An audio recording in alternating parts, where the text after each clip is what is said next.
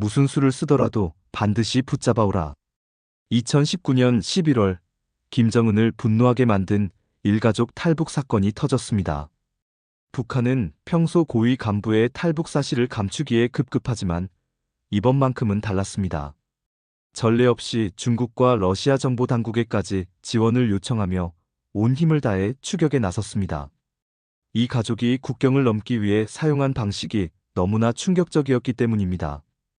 북한 당국은 이 사건을 체제에 대한 도전으로 여겼고 연루된 모든 이들을 찾아내 공개 처형했습니다. 대체 누구이기에 북한이 이처럼 강경하게 나선 것일까요? 철통 같은 감시를 피해 쓴 놀라운 방법은 과연 무엇이었을까요? 그리고 이들은 어떻게 목숨을 건지고 대한민국 땅을 밟을 수 있었을까요?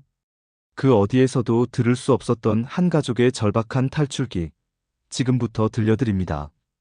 본격적인 이야기에 앞서 구독과 좋아요 버튼 눌러주시면 콘텐츠 제작에 큰 도움이 됩니다. 알림 설정까지 켜두시면 새로운 영상을 누구보다 먼저 만나실 수 있습니다. 저는 지금 대한민국 어딘가에서 다른 이름으로 살고 있습니다. 제 이름은 박철수, 당연히 가명입니다. 2020년 1월 인천공항 비공개 통로를 거쳐 이곳에 도착했을 때의 해방감을 저는 결코 잊지 못할 것입니다. 저는 북한 당 재정격리부의 외화관리 책임자였습니다. 핵무기 개발의 예산을 담당했죠. 평양 중구역 고급 아파트에 거주했고 특별 배급품을 받았으며 개인 차량도 보유했습니다. 아내 순이, 아들 민준, 딸 지은이와 함께 북한 사회 최상층의 생활을 누렸습니다. 그러나 2019년 가을 모든 것이 한순간에 흔들렸습니다. 어느 날 새벽 3시 집 앞에 보이부 차량이 멈춰섰습니다. 창문 틈으로 그 광경을 목격한 순간 심장이 멎는 듯 했습니다. 같은 부서 김 국장이 간첩죄로 연행된 지 사흘이 지난 시점이었습니다. 그의 온 가족이 요덕 수용소로 끌려갔다는 이야기가 조용히 퍼졌습니다. 제 전화는 감청되고 있었고 직장 사람들은 저와의 접촉을 꺼리기 시작했습니다. 그날 밤 저는 깨달았습니다. 이대로라면 저와 제 가족 모두 사라지게 될 거라고. 평생을 바쳐 충성한 국가였지만 이제 살기 위해서는 이곳을 벗어나야만 했습니다. 제가 일했던 당 재정격리부는 북한에서 가장 기밀이 엄격한 곳 중 하나였습니다. 이곳에서는 김정은 통치 자금과 핵무기 개발 예산이 관리됩니다. 저는 해외에서 벌어들인 외화를 추적하고 특강 물품 조달을 감독하는 업무를 맡았습니다. 매주 월요일 아침 9시 회의실에 모이면 한 주간의 외화 수입 보고서가 올라왔습니다. 중국 무역 대금, 해외 노동자 송금액, 광물 수출 대금. 숫자들이 빼곡히 적힌 문서를 보면서 저는 항상 이상한 감정을 느꼈습니다. 한 달 핵무기 개발비가 미화 500만 달러. 같은 기간 함경북도 주민 6만 명의 배급비가 10만 달러. 핵무기 하나를 만드는 돈이면 굶주리는 주민 300만 명을 먹여 살릴 수 있다는 계산이 나왔습니다. 하지만 회의실에서 누구도 이런 질문을 입 밖에 내지 않았습니다. 아니, 내서는 안 됐습니다. 2019년 초부터 분위기가 달라지기 시작했습니다. 회의 때마다 보위부 요원이 뒤쪽에 앉아 우리를 지켜봤습니다. 누가 어떤 표정을 짓는지, 누가 메모를 하는지 모든 것이 감시당했습니다. 동무들, 최근 당 내부에 불순분자들이 침투했다는 정보가 있습니다. 각자 주변을 철저히 살피십시오. 부부장의 경고가 떨어진 다음 날, 기획과 리 과장이 사라졌습니다. 출근하지 않았고 전화도 받지 않았습니다. 사흘 뒤 그의 자리에는 다른 사람이 앉아 있었습니다. 아무도 리 과장에 대해 묻지 않았습니다. 묻는 것 자체가 위험했으니까요. 점심시간이 되면 특각 식당에서 흰쌀밥과 고기 반찬이 나왔습니다. 평양 특권 층만이 누릴 수 있는 식사였습니다. 하지만 식탁에서도 긴장의 끈을 놓을 수 없었습니다. 동료들은 서로를 의심하는 눈초리로 바라봤고 대화는 점점 줄어들었습니다. 박 부장 동무, 요즘 표정이 안 좋아 보이는데 무슨 일 있습니까? 옆자리 최 과장의 질문에 등골이 서늘해졌습니다. 이것이 단순한 관심인지 아니면 나를 시험하는 것인지 알 수 없었습니다. 아닙니다. 업무가 좀 과중해서 그렇습니다. 조심스럽게 대답할 수밖에 없었습니다. 같은 시각, 지방에서는 수많은 사람들이 옥수수죽으로 끼니를 때우거나 아예 굶고 있다는 것을 저는 알고 있었습니다. 하지만 이런 생각조차 위험했습니다. 저녁이 되어 집으로 돌아오는 길, 뒤에서 누군가 따라오는 것 같았습니다. 돌아봐도 아무도 없었지만 시선이 느껴졌습니다. 아파트 현관 앞에 낯선 차량이 주차돼 있는 날이 잦아졌습니다. 집에 들어서면 아내가 준비한 저녁상이 차려져 있었습니다. 중국에서 밀수입된 식용유, 일본산 간장, 태국산 쌀, 이 모든 것이 제 지위 덕분에 구할 수 있는 물품들이었습니다. 하지만 이제 이 모든 특권이 언제 사라질지 알 수 없었습니다. 아들 민주는 김일성 종합대학 예과에 다녔고 딸 지은이는 평양제일중학교에 다녔습니다. 어느 날 민준이가 학교에서 돌아와 조용히 말했습니다. 아버지, 오늘 선생님이 물어보셨어요. 우리 집에 외국 물건이 많냐고. 그 순간 온몸에 소름이 돋았습니다. 아이들까지 이용해 가족을 감시하는 것이었습니다. 주말이면 가족과 함께 대동강변을 산책했습니다. 깨끗하게 정비된 산책로, 현대식 아파트 단지, 화려한 네온사인. 평양은 북한의 쇼윈도였습니다. 하지만 이제 이 풍경마저 감옥의 벽처럼 느껴졌습니다. 밤마다 침대에 누우면 천장을 바라보며 생각했습니다. 동료들이 하나둘씩 사라지고 있습니다. 다음은 누구일까요? 혹시 저일까요? 이 체제는 충성스러운 간부조차 의심하고 제거했습니다. 의심만 받아도 가족 모두가 위험해지는 곳, 그곳이 바로 북한이었습니다. 2019년 5월, 제 인생이 완전히 바뀐 날을 저는 절대 잊을 수 없습니다. 그날 오후 2시, 보위부 본부로 긴급 소집 명령이 떨어졌습니다. 재정경리부 과장급 이상 간부 전원 참석이었습니다. 차를 타고 가는 동안 손바닥에 식은땀이 흘렀습니다. 이런 긴급 소집은 대개 좋지 않은 일의 전조였습니다. 회의실에 들어서자 냉기가 느껴졌습니다. 보위부 부장이 연단에 서 있었고 양쪽에 무장한 경비원들이 배치돼 있었습니다. 우리는 지정된 자리에 앉았습니다. 아무도 옆 사람과 눈을 마주치지 않았습니다. 동무들, 최근 당 중앙은 내부 불순분자 척결을 위한 특별조사를 진행하고 있습니다. 부장의 목소리가 회의실에 울려 퍼졌습니다. 간첩행위, 외화 횡령, 반당 반혁명 사상을 가진 자들이 우리 조직 내부에 침투해 있습니다. 이들은 수령님의 은덕을 배반한 역적들입니다. 그는 탁자 위에 서류 뭉치를 들어 올렸습니다. 김철민 동무, 외화 30만 달러 횡령 혐의로 체포됐습니다. 제 옆자리에 앉던 김 국장이었습니다. 사흘 전부터 출근하지 않았던 그 사람. 리성호 동무, 중국 무역상과 결탁해 국가기밀을 누설한 혐의로 총사령에 처해졌습니다. 기획과 리 과장. 점심 식당에서 함께 밥을 먹던 동료였습니다.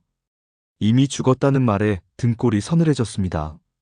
박준혁 동무, 남조선 정보기관에 내부 문서를 유출한 간첩 혐의로 조사 중입니다. 하나씩 이름이 불릴 때마다 회의실의 공기가 무거워졌습니다. 모두 함께 일했던 동료들이었습니다. 그들의 가족은 어떻게 됐을까요? 물어볼 수도 없었습니다. 부장이 서류를 넘기는 소리가 들렸습니다.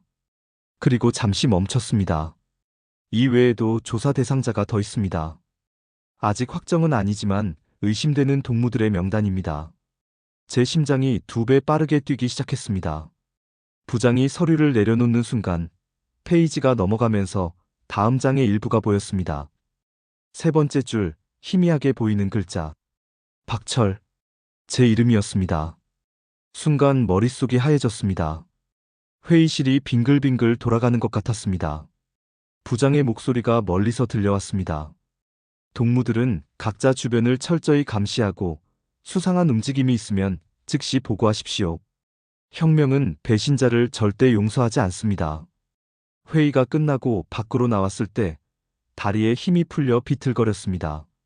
동료 하나가 제 팔을 잡아줬습니다. 박 부장 동무, 괜찮습니까? 네, 괜찮습니다. 괜찮을 리 없었습니다. 제 이름이 그 명단에 있었습니다. 아직 확정은 아니라고 했지만 그것은 시간 문제였습니다. 명단에 오른 사람 중 살아남은 사람을 본 적이 없었습니다. 차를 타고 부서로 돌아오는 길, 창밖 풍경이 다르게 보였습니다. 거리를 걷는 사람들, 아파트 건물들, 붉은 깃발들. 이 모든 것이 거대한 감옥처럼 느껴졌습니다. 사무실로 돌아왔지만 일이 손에 잡히지 않았습니다. 제 책상 서랍을 열어봤습니다. 업무 서류, 계산기, 볼펜. 평범한 물건들이었지만 이제 이것들이 저를 유죄로 만드는 증거가 될 수 있었습니다. 저녁 6시, 퇴근 시간이 됐습니다. 주차장으로 가는 길에 검은 승용차 한 대가 눈에 띄었습니다. 보이부 차량이었습니다. 그들은 저를 지켜보고 있었습니다. 집으로 가는 길 내내 룸미러를 확인했습니다. 뒤따라오는 차량이 있었습니다. 멀찍이 하지만 분명히 저를 미행하고 있었습니다. 집 앞 아파트 주차장에 차를 세웠습니다. 미행 차량도 멀리 멈춰섰습니다. 엘리베이터를 기다리며 생각했습니다. 이제 얼마나 남았을까? 며칠? 일주일? 한 달? 집 현관문을 열고 들어서자 아내가 저녁을 차리고 있었습니다. 아이들은 방에서 공부하고 있었습니다. 평범한 저녁 풍경이었습니다. 하지만 이 평범함이 곧 깨질 것이라는 사실을 저만 알고 있었습니다. 그날 밤 아내를 거실로 불렀습니다. 아이들이 잠든 뒤였습니다. 조용히 하지만 또렷하게 말했습니다. 여보, 우리 이 나라를 떠나야 할 것 같아. 아내의 눈이 커졌습니다. 저는 오늘 있었던 일을 모두 말했습니다. 회의실에서 본 명단, 제 이름, 미행 차량, 모든 것을. 평생 이 체제에 충성했어. 하지만 이제 깨달았어. 이 나라는 충성도 헌신도 보답하지 않아. 의심만으로도 가족 전체를 수용소로 보내는 곳이야. 우리가 살아남으려면 떠나야 해. 아내는 떨리는 손으로 제 손을 잡았습니다. 두려움과 각오가 동시에 담긴 눈빛이었습니다. 아내와의 대화를 마친 다음 날부터 저는 달라졌습니다. 겉으로는 평소와 같았지만 머릿속으로는 끊임없이 탈출 계획을 세웠습니다. 가장 큰 문제는 어떻게 국경을 넘느냐는 것이었습니다. 압록강과 두만강은 철조망과 감시초소, 지뢰밭으로 둘러싸여 있었습니다. 경비대가 24시간 순찰하고 탐지견까지 배치돼 있었습니다. 무작정 강을 건너다가는 총에 맞거나 체포되는 것이 뻔했습니다. 저는 제 직책을 이용하기로 했습니다. 재정경리부 부장이라는 신분은 중국과 무역하는 사업가들과 연결될 수 있는 통로였습니다. 2019년 6월 신의주 출장 기회가 왔습니다. 중국 단둥에서 들어오는 무역 물품을 점검하는 업무였습니다. 그곳에서 저는 조선족 무역상 박영철 사장을 만났습니다. 그는 제 고향 선배의 소개로 알게 된 사람이었습니다. 세관 창고에서 검수를 마친 뒤 박 사장과 단둘이 차를 마셨습니다.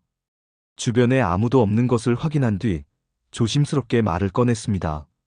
박 사장님, 한 가지 여쭤볼 게 있습니다. 말씀하십시오. 부장 동무. 혹시 강을 건너는 방법을 아십니까? 박 사장의 표정이 굳어졌습니다.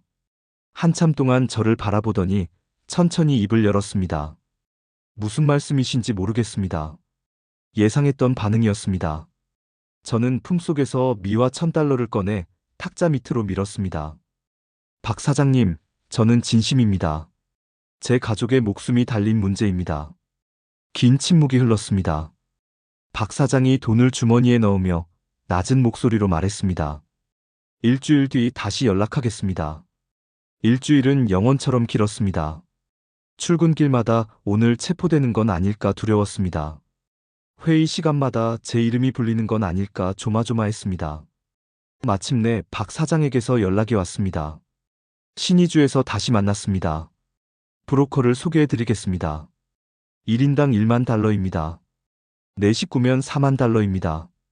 엄청난 금액이었지만 선택의 여지가 없었습니다. 저는 그동안 모아둔 외화를 빼돌릴 계획을 세웠습니다. 해외 무역 대금 중 일부를 슬쩍 빼내는 것이었습니다. 들키면 즉시 총살감이었지만 어차피 가만히 있어도 죽을 판이었습니다. 석 달에 걸쳐 조금씩 돈을 빼냈습니다. 미화 2만 달러, 중국 위안화 5만 위안. 가족이 살아남기 위한 돈이었습니다. 브로커는 구체적인 계획을 알려줬습니다. 압록강 신의주 구간, 경비가 상대적으로 느슨한 지점이 있다는 것이었습니다. 하지만 경비대원들을 무력화시키지 않으면 절대 넘을 수 없다고 했습니다. 경비대원들과 친분을 쌓으십시오. 그리고 이것을 사용하십시오. 브로커가 건넨 것은 작은 병이었습니다. 중국산 수면제였습니다. 음식이나 음료에 섞으면 30분 안에 잠듭니다. 내대 시간은 깨지 않습니다. 수면제를 받아든 순간 손이 떨렸습니다. 이것이 우리 가족을 살리는 유일한 방법이었습니다. 그 뒤로 저는 정기적으로 신의주 국경 지역에 출장을 갔습니다. 경비대 초소에 들를 때마다 중국산 과자와 담배를 선물로 가져갔습니다. 동무들 고생이 많소? 이거라도 드시오. 처음에는 경계하던 경비대원들도 시간이 지나자 저를 반겼습니다. 2, 3개월이 지나자 저는 그들에게 익숙한 사람이 됐습니다. 집에서는 가족을 설득하는 일이 남아 있었습니다. 특히 아이들에게 어떻게 말해야 할지 고민이 컸습니다. 어느 날 저녁, 네 식구가 모두 모였을 때 조용히 말했습니다. 민준아, 지은아, 아빠가 너희에게 중요한 얘기를 해야 한다. 아이들이 불안한 눈빛으로 저를 바라봤습니다. 우리 가족이 곧 이 집을 떠나게 될 거야. 아주 먼 곳으로. 어디로요, 아빠? 아들 민준이가 물었습니다. 이미 성인이 된 아들은 제 표정만 봐도 심각한 상황임을 눈치챘습니다. 저는 잠시 망설이다가 말했습니다. 자유로운 곳이야. 너희가 원하는 것을 배우고 말하고 싶은 것을 말할 수 있는 곳. 딸 지은이가 눈을 크게 떴습니다. 아빠, 그게 남조선 말씀이세요? 저는 고개를 끄덕였습니다. 아내가 아이들의 손을 꽉 잡았습니다. 위험하지 않아요? 위험해. 하지만 여기 남아있는 것이 더 위험해. 아빠를 믿어주겠니? 아이들은 두려움 속에서도 고개를 끄덕였습니다. 이 체제가 얼마나 무서운 곳인지 아이들도 어렴풋이 알고 있었습니다. 2019년 10월 모든 준비가 끝났습니다. 브로커가 신월일, 그러니까 달이 가장 어두운 날을 선택했습니다. 탈출 전날 밤, 저는 거의 잠을 이루지 못했습니다. 수면제 병을 손에 쥐고 생각했습니다. 이것이 성공하면 우리는 자유를 얻습니다. 실패하면 우리 가족 모두 목숨을 부지할 수 없습니다. 다음 날 아침, 평소처럼 출근했습니다. 점심시간에 조용히 조퇴 신청을 했습니다. 가족과 함께 저녁 일찍 신의주로 향했습니다. 모든 것을 뒤로하고 떠나는 길이었습니다. 2019년 10월 28일 밤 9시, 우리 가족은 신의주의 한 폐가에 숨어 있었습니다. 브로커가 마련해준 대기 장소였습니다. 창문 틈으로 보이는 압록강이 검은 띠처럼 흐르고 있었습니다. 2시간 뒤 출발합니다. 그 전까지 절대 소리내지 마십시오. 브로커가 낮게 속삭이고 사라졌습니다. 방 안에는 숨소리만 들렸습니다. 아내는 떨리는 손으로 지은이를 끌어안았고 민준이는 창백한 얼굴로 벽을 바라봤습니다. 지은이는 아내의 품에 파고들어 작게 떨고 있었습니다. 11시가 되자 브로커가 돌아왔습니다. 손에 커다란 비닐봉지를 들고 있었습니다. 이제 갑니다. 기억하십시오. 초소 앞에서 평소처럼 인사하고 이것을 주십시오. 30분만 기다렸다가 제가 신호를 보내면 움직입니다. 비닐봉지 안에는 중국산 빵과 음료수가 들어있었습니다. 제 손이 수면제 병으로 향했습니다. 심장이 터질 듯이 뛰었습니다. 폐가 뒤편 작은 방에서 저는 떨리는 손으로 음료수 뚜껑을 열었습니다. 수면제 캡슐을 하나씩 열어 내용물을 음료수에 섞었습니다. 4병, 각각 2캡슐씩. 빵에도 가루를 뿌렸습니다. 여보, 정말 괜찮을까요? 아내가 불안한 목소리로 물었습니다. 괜찮아야지. 다른 방법이 없어. 준비를 마치고 국경 초소로 향했습니다. 어둠 속에서 초소 불빛이 보였습니다. 경비대원 4명이 보였습니다. 지난 몇 달간 제게 익숙해진 얼굴들이었습니다. 박 부장 동무, 이 밤에 웬일입니까? 초소장이 저를 알아봤습니다. 출장 업무로 왔다가 이제 돌아가는 길입니다. 동무들 고생이 많아서 이거라도 가져왔습니다. 저는 최대한 자연스럽게 비닐봉지를 건넸습니다. 중국산 빵과 음료수였습니다. 고맙습니다, 부장 동무. 야간 근무가 힘든데 잘 먹겠습니다. 경비대원들이 반가워하며 음료수를 열었습니다. 그들이 한 모금씩 마시는 것을 보며 저는 온몸이 떨렸습니다. 그럼 저는 이만 가보겠습니다. 네, 조심히 가십시오. 우리는 초소에서 100m 정도 떨어진 폐가로 돌아왔습니다. 브로커가 시계를 보며 말했습니다. 30분 기다립니다. 가장 긴 30분이었습니다. 지은이는 제 품에서 떨고 있었고 민준이는 입술을 깨물며 주먹을 쥐고 있었습니다. 아내는 눈을 감고 무언가 기도하는 것 같았습니다. 30분이 지났습니다. 브로커가 조용히 밖으로 나가 초소를 확인했습니다. 5분 뒤 돌아온 그가 고개를 끄덕였습니다. 잠들었습니다. 지금 움직입니다. 우리는 어둠 속으로 걸어 나갔습니다. 초소에 가까워지자 경비대원 4명이 모두 바닥에 쓰러져 있는 것이 보였습니다. 규칙적인 코 고는 소리가 들렸습니다. 빨리, 시간이 없습니다. 브로커의 재촉에 우리는 초소를 지나 강변으로 내려갔습니다. 풀숲이 우거진 비탈길이었습니다. 무릎으로 기어가며 내려갔습니다. 가시덤불이 옷을 찢고 살을 긁었지만 소리낼 수 없었습니다. 20분을 기어 내려가자 강변이 나타났습니다. 10월 말의 압록강은 얼음처럼 차가웠습니다. 저 멀리 중국 쪽 강변에 희미한 불빛이 보였습니다. 물속에 들어가면 절대 소리내지 마십시오. 순찰선이 지나갑니다. 브로커가 먼저 물에 들어갔습니다. 저도 뒤따라 들어갔습니다. 순간 온몸이 얼어붙는 것 같았습니다. 발목, 무릎, 허벅지, 허리까지 물이 차올랐습니다. 아내와 아이들도 물에 들어왔습니다. 지은이가 작게 신음했습니다.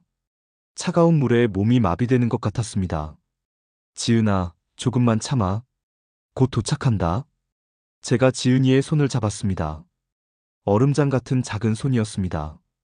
천천히, 조심스럽게 강을 건넜습니다. 물살이 새지 않은 곳이었지만 강바닥은 미끄러웠습니다. 한 발 한 발 내디딜 때마다 넘어질까 두려웠습니다. 갑자기 강 상류에서 불빛이 나타났습니다. 순찰선이었습니다. 서치라이트가 강물을 훑었습니다. 엎드리십시오. 브로커의 속삭임에 우리는 모두 물속에 몸을 숨겼습니다. 머리 끝까지 물이 차올랐습니다. 지은이가 숨을 참으려 애쓰는 소리가 들렸습니다. 서치라이트가 우리가 있는 쪽으로 다가왔습니다. 심장이 터질 것 같았습니다. 불빛이 바로 옆을 지나갔습니다. 10m, 5m. 우리 머리 위로 불빛이 지나갔습니다. 순찰선이 천천히 멀어졌습니다. 우리는 다시 움직이기 시작했습니다. 이제 절반쯤 왔습니다. 중국 쪽 강변이 점점 가까워졌습니다. 갑자기 뒤쪽에서 개 짖는 소리가 들렸습니다. 탐지견이었습니다. 북한 쪽 강변에서 불빛이 움직였습니다. 누군가 우리를 발견한 것일까요? 빨리 뛰십시오. 브로커가 소리쳤습니다. 이제 숨길 필요가 없었습니다. 우리는 물을 헤치며 뛰기 시작했습니다. 뒤에서 고함 소리가 들렸습니다. 거기서 서지 않으면 쏜다. 총소리가 울렸습니다. 물보라가 우리 옆으로 튀었습니다. 지은이가 비명을 질렀습니다. 계속 뛰어. 멈추지 마. 저는 지은이를 안아들었습니다. 민준이가 아내를 부축했습니다. 브로커가 앞장서서 뛰었습니다. 또다시 총소리. 더 가까웠습니다. 하지만 이제 중국 쪽 강변까지 10m도 남지 않았습니다. 마침내 발이 강변 자갈을 밟았습니다. 물 밖으로 나왔습니다. 우리는 쓰러지듯 중국 땅에 주저앉았습니다. 성공했습니다. 여기는 중국입니다. 브로커의 말에 아내가 울음을 터뜨렸습니다. 저도 지은이를 꼭 끌어안았습니다. 민준이는 떨리는 몸으로 하늘을 올려다봤습니다. 압록강을 건넜습니다. 북한을 벗어났습니다. 하지만 이것은 시작일 뿐이었습니다. 이제 중국 땅에서 살아남아야 했습니다. 중국 강변에 도착했지만 안심할 수 없었습니다. 여기는 북한이 아니었지만 그렇다고 안전한 곳도 아니었습니다. 중국 공안에 잡히면 북송됩니다. 북송되면 정치범 수용 소행입니다. 탈북자에게 중국은 또 다른 감옥이었습니다. 빨리 움직입니다. 여기서 5km 떨어진 곳에 차가 대기 중입니다. 브로커가 우리를 재촉했습니다. 온몸이 젖어 얼어붙었지만 쉴 수 없었습니다. 우리는 어둠 속 논밭길을 따라 걸었습니다. 딸 지은이는 이제 걷지도 못할 정도로 지쳐 있었습니다. 제가 업고 걸었습니다. 40분을 걸어 도로변에 도착했습니다. 낡은 화물 트럭 한 대가 불을 끄고 서 있었습니다. 짐칸에 타십시오. 절대 소리내지 마십시오. 화물칸 뒤쪽에는 큰 상자들이 쌓여 있었습니다. 그 사이 좁은 공간에 우리 네 식구가 몸을 웅크렸습니다. 상자 사이 틈으로 겨우 숨을 쉴 수 있었습니다. 트럭이 출발했습니다. 덜컹거리는 화물칸 안에서 우리는 서로 껴안고 있었습니다. 어디로 가는지도 몰랐습니다. 그저 브로커를 믿을 수밖에 없었습니다. 3시간쯤 지났을까요? 트럭이 멈춰섰습니다. 밖에서 중국어 고함 소리가 들렸습니다. 공안 검문소였습니다. 열어봐. 중국 공안의 목소리였습니다.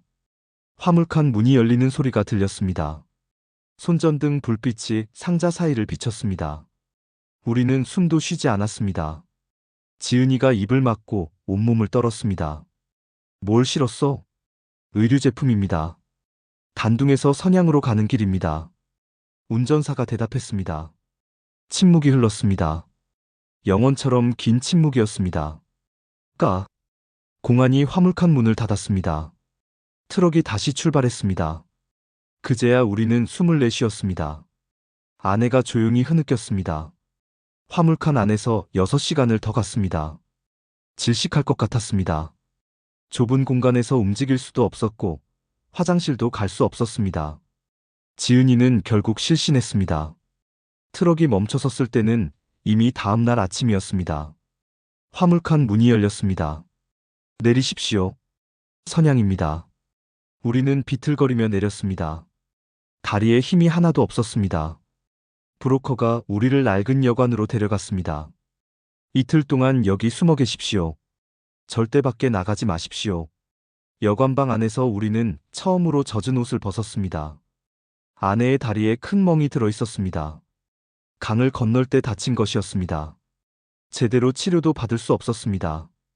병원에 가면 신분이 드러날 수 있었습니다. 이틀 뒤 브로커가 다시 나타났습니다.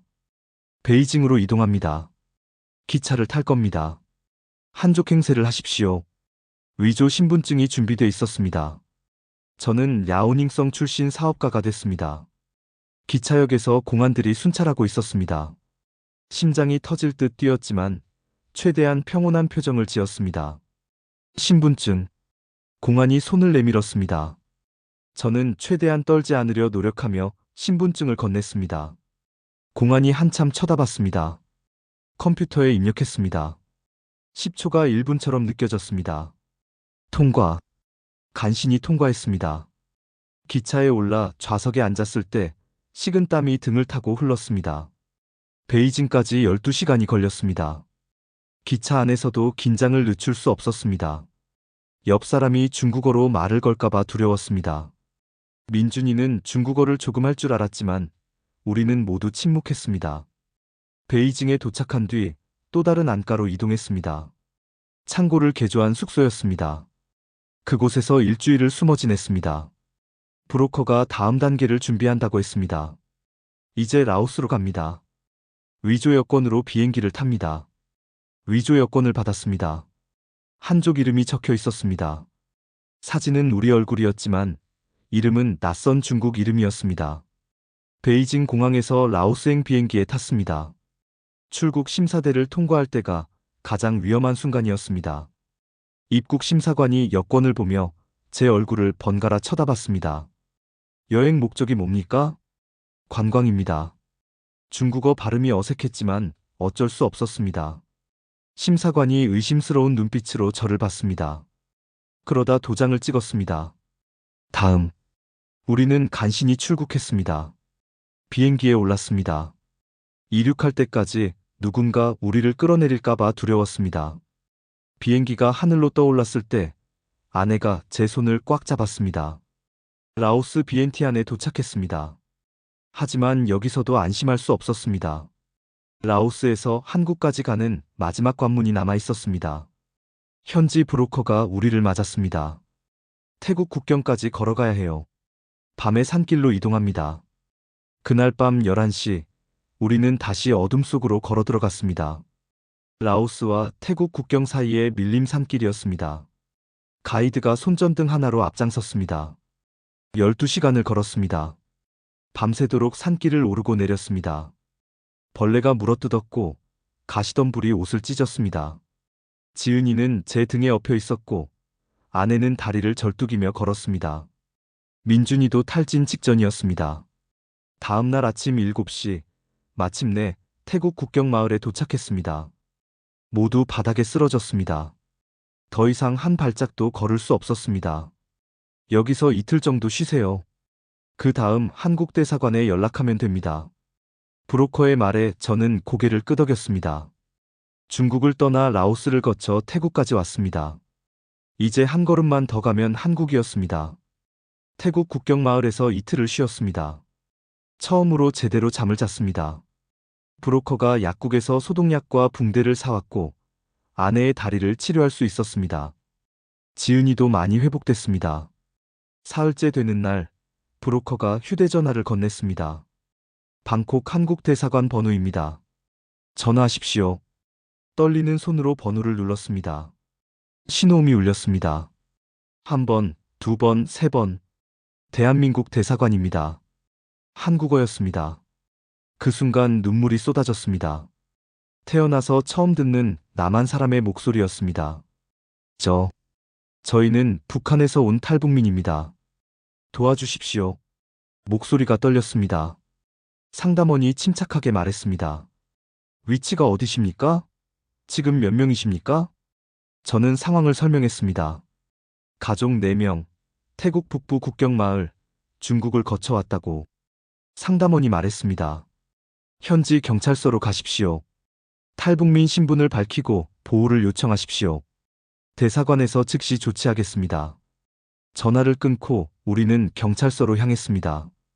태국 경찰에게 사정을 설명했습니다. 영어를 할 줄 아는 민준이가 통역했습니다.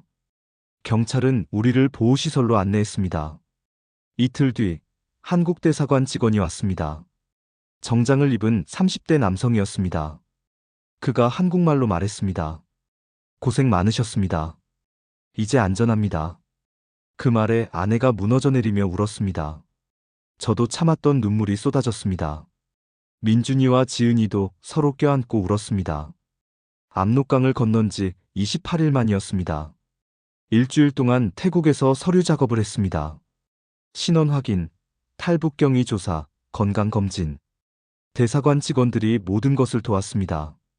2020년 1월 14일, 우리는 방콕 공항에서 한국행 비행기에 탔습니다. 일반 승객들과 함께 타는 것이 아니라 특별 절차를 거쳤습니다. 보안상 이유로 비공개 동선이었습니다. 비행기가 이륙했습니다. 창밖으로 태국 땅이 멀어졌습니다. 6시간의 비행 끝에 비행기가 하강하기 시작했습니다. 기장의 안내 방송이 나왔습니다. 곧 인천국제공항에 도착하겠습니다.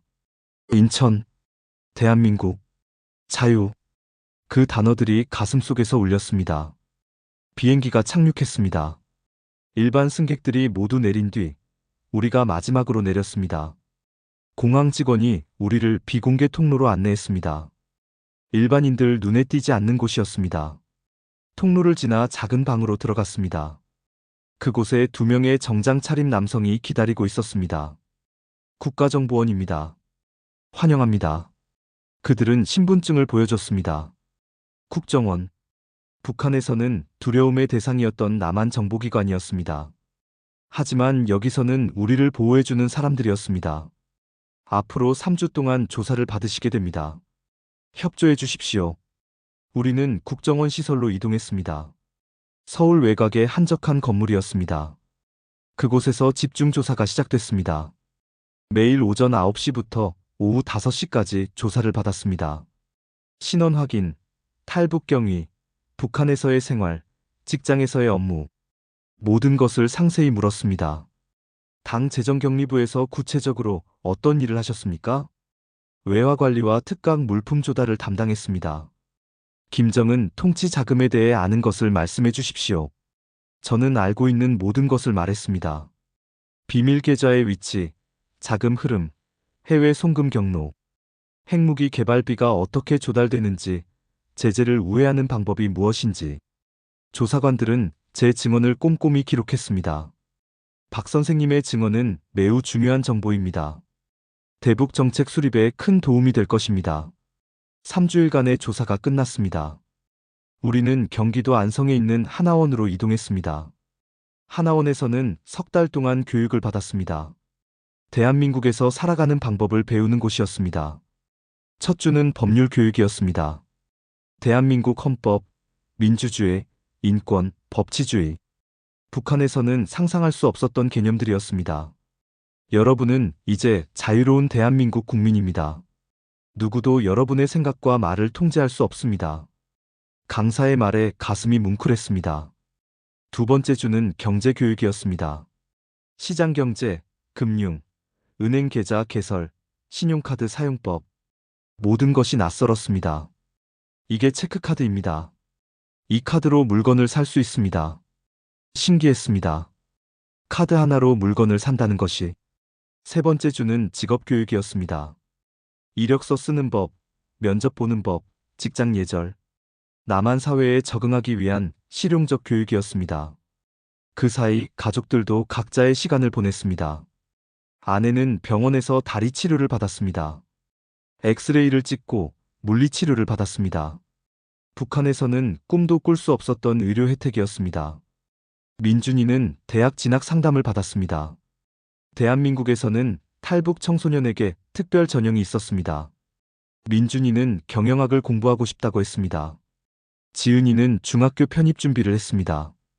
남한 교과서는 북한과 완전히 달랐습니다. 하지만 지은이는 열심히 따라갔습니다. 석 달의 교육이 끝나갈 무렵 정착 담당자가 저를 불렀습니다. 정착금을 지급받으실 겁니다. 그리고 임대 아파트를 배정받으셨어요. 정착금 통장을 받았습니다. 2천만 원이 들어 있었습니다. 새로운 삶을 시작할 수 있는 종잣돈이었습니다. 2020년 4월, 우리는 하나원을 나와 서울 외곽의 임대 아파트로 이사했습니다. 넓지는 않았지만 우리만의 공간이었습니다. 자유로운 땅에서의 첫 번째 집이었습니다. 하나원을 나온 뒤 본격적인 한국 생활이 시작됐습니다. 모든 것이 낯설었지만 동시에 신기했습니다. 첫 번째로 한 일은 주민등록증을 발급받는 것이었습니다. 대한민국 국민이라는 증명이었습니다. 작은 플라스틱 카드 한 장이었지만 그것은 제게 자유를 의미했습니다. 2020년 5월, 저는 첫 직장을 구했습니다. 중소기업 격리 담당이었습니다. 북한에서 외화 관리 경험이 있었기에 회계 업무는 어렵지 않았습니다. 물론 새 신분이었기에 제 과거는 철저히 숨겼습니다. 첫 출근 날 떨리는 마음으로 회사 문을 열었습니다. 동료들이 반갑게 인사했습니다. 안녕하세요. 새로 오신 박철수 대리님이시죠? 잘 부탁드립니다. 북한에서는 상상할 수 없는 모습이었습니다. 직급이 아닌 이름으로 부르고 서로 존중하는 분위기. 이것이 자유로운 사회였습니다. 첫 월급을 받던 날을 잊을 수 없습니다. 250만 원. 제 노동의 대가였습니다. 북한에서는 월급이 있어도 의미가 없었습니다. 돈으로 살 물건이 없었으니까요. 하지만 여기서는 달랐습니다. 이 돈으로 무엇이든 살 수 있었습니다. 아내도 변화했습니다. 다리가 많이 회복된 뒤 탈북민 지원센터에서 일자리를 구했습니다. 청소일이었지만 아내는 행복해했습니다. 여보, 오늘 제 손으로 번 돈으로 지은이 옷을 샀어요. 아내의 얼굴에는 자부심이 가득했습니다. 북한에서 특권층으로 살 때보다 훨씬 행복해 보였습니다. 민준이는 2021년 대학에 입학했습니다. 경영학과였습니다. 처음에는 남한 학생들과 어울리는 것이 어려웠습니다. 억양도 달랐고 문화도 달랐습니다. 하지만 민준이는 포기하지 않았습니다. 아버지, 저는 나중에 사업가가 되고 싶어요. 북한 사람들을 도울 수 있는 회사를 만들고 싶습니다. 아들의 당당한 모습에 가슴이 벅찼습니다. 지은이는 중학교에 편입했습니다. 처음에는 친구들 사이에서 위축됐습니다. 말투가 다르다는 이유로 놀림을 받기도 했습니다. 하지만 시간이 지나며 적응했습니다. 아빠, 오늘 반에서 발표를 했어요. 선생님이 잘했다고 칭찬하셨어요. 지은이의 웃는 얼굴을 보며 생각했습니다. 이 아이는 북한에서는 절대 누릴 수 없었던 자유를 누리고 있다고. 2021년 여름, 국제기구 관계자들이 저를 찾아왔습니다. 유엔 대북제재 전문가와 미국 재무부 관계자였습니다. 박 선생님의 증언이 필요합니다. 북한의 비밀 자금 흐름에 대해 알려주십시오. 저는 알고 있는 모든 것을 말했습니다. 비밀 계좌의 위치, 우회 거래 방식, 자금 세탁 경로. 제가 관리했던 통치 자금이 어떻게 핵무기 개발에 쓰였는지. 이 정보는 대북 제재 강화의 결정적 근거가 될 것입니다. 불법 선박 차단, 우회 거래 추적에 활용하겠습니다. 제 증언이 북한 주민들의 자유를 앞당기는데 조금이나마 도움이 되기를 바랐습니다. 2022년 봄, 저는 탈북민 모임에 참여하기 시작했습니다. 같은 경험을 한 사람들끼리 모여 이야기를 나눴습니다. 누구는 두만강을 건넜고 누구는 제3국을 거쳐왔습니다. 모두 다른 길을 걸어왔지만 자유를 향한 갈망은 같았습니다. 우리가 살아남은 이유가 있을 겁니다. 북에 남은 사람들을 위해 목소리를 내야 합니다. 한 탈북민의 말에 모두가 공감했습니다. 우리는 북한의 실상을 세상에 알리는 일을 시작했습니다. 세미나에 참석하고 언론 인터뷰를 하고 증언을 기록했습니다. 2022년 가을, 저는 한강공원을 찾았습니다. 가족과 함께 걷는 한강변은 평화로웠습니다. 아이들은 자전거를 타고 아내는 제 옆에서 걸었습니다. 한강을 보며 압록강을 떠올렸습니다. 2019년 10월 그날 밤, 얼음장 같은 강물을 건널 때의 공포가 생생했습니다. 만약 수면제 작전이 실패했다면 지금 이 순간도 없었을 것입니다. 여보, 뭘 생각해요? 아내가 물었습니다. 그날 밤 생각이 나네. 우리가 정말 운이 좋았던 것 같아. 운이 아니에요. 당신의 용기였어요. 아내가 제 손을 잡았습니다. 벤치에 앉아 한강을 바라봤습니다. 저 멀리 고층 빌딩들이 보였습니다. 자유로운 나라, 선택할 수 있는 나라, 꿈을 꿀 수 있는 나라. 여전히 보호기관과 연락을 유지하고 있습니다. 제 신분은 비밀이어야 합니다. 북한 당국이 저를 찾고 있다는 것을 압니다. 하지만 두렵지 않습니다. 여기는 대한민국이니까요. 가끔 북한에 남겨둔 사람들을 생각합니다. 함께 일했던 동료들, 친척들, 친구들. 그들은 지금도 그곳에서 살아가고 있습니다. 자유가 무엇인지도 모른 채. 아버지, 저기 치킨집에서 먹고 갈까요? 민준이가 물었습니다. 북한에서는 상상할 수 없었던 평범한 일상이었습니다. 원하는 음식을 먹고, 원하는 곳에 가고, 원하는 것을 말할 수 있는 삶. 그래, 가자. 우리는 함께 치킨집으로 걸어갔습니다. 평범한 저녁이었습니다. 하지만 저에게는 기적 같은 일상이었습니다. 밤이 되어 집으로 돌아왔습니다. 아파트 창문으로 서울의 야경이 보였습니다. 빛나는 도시, 자유로운 나라. 저는 스스로에게 다짐했습니다. 살아남았으니 이 자유를 끝까지 지키겠다고. 그리고 언젠가 북한 주민 모두가 이 자유를 누리는 날이 오기를 위해 목소리를 내겠다고. 자유는 공짜가 아니었습니다. 목숨을 걸고 얻은 것이었습니다. 압록강의 차가운 물, 화물칸에 질식할 듯한 공포, 밀림의 12시간. 모든 고통을 견뎌냈기에 지금 이 자유가 더욱 소중합니다. 창밖을 바라보며 생각했습니다. 북한에도 언젠가 이런 날이 올까요? 사람들이 두려움 없이 말하고, 꿈꾸고, 선택할 수 있는 날이. 그날이 올 때까지 저는 증언을 멈추지 않을 것입니다. 제가 경험한 진실을, 제가 목격한 현실을 세상에 알릴 것입니다. 그것이 자유를 얻은 제가 할 수 있는 일입니다. 그리고 그것이 아직 북한에 남아있는 2,500만 주민들을 위해 제가 해야 할 일입니다. 오늘도 저는 자유로운 하루를 시작합니다.